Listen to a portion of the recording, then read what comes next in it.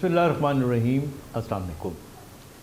आज मैं बड़े इम्पोर्टेंट टॉपिक पे बात करूँगा। बच्चों में नींद कितनी होनी चाहिए और अगर जो बच्चे देर से सोते हैं उन्हें क्या करना चाहिए, जिनको नींद नहीं आती। ये बड़ा इम्पोर्टेंट इशू है जो हमारी जो मॉडर्न दुनिया है उसके अंदर ये आ चुका है।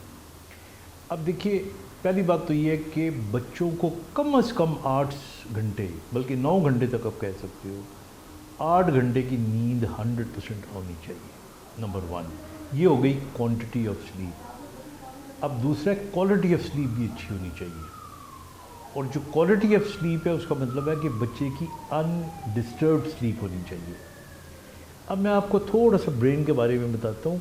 नींद हमें तब आती है जब हमारे ब्रेन में मेलाटोनिन सिक्रीट होता है। ये एक मादा है और ये उस वक्त सिक्रीट होता है जब अंधेरा आना शुरू होता है। अंधेरा होगा तो मेलाटोनिन सिक्रीट होगा, मेलाटोनिन सिक्रीट होगा तो नींद आनी शुरू होगी। अब मुझे आप ये बताएं कि आपके घर में अगर रात के 1 बजे तक टीवी चलता रहता है या मोबाइल चलता रहता है या बत्तियां आपकी सारी जल रही होती हैं तो अंधेरे ने कहाँ से आना है? तो अंधेरा नहीं आएगा तो फिर मेलाटोनिन कहाँ से पैदा होगा? तो वो पैदा नहीं होगा तो आप कैसे सोएंगे?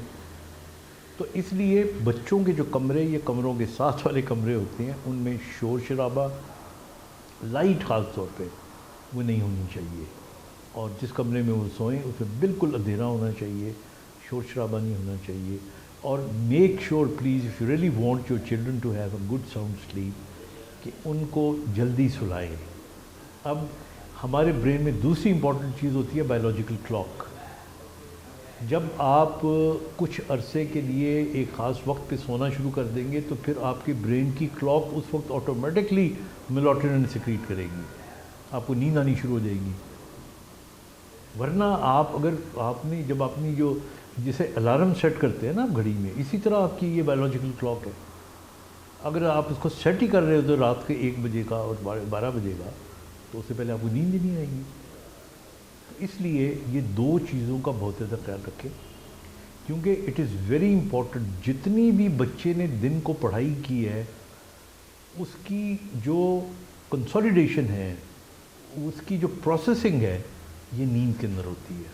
उसकी नींद अच्छी होगी, उसने जो कल सबक याद किया है वो सबक भी अच्छी तरह याद हो जाएगा उसे।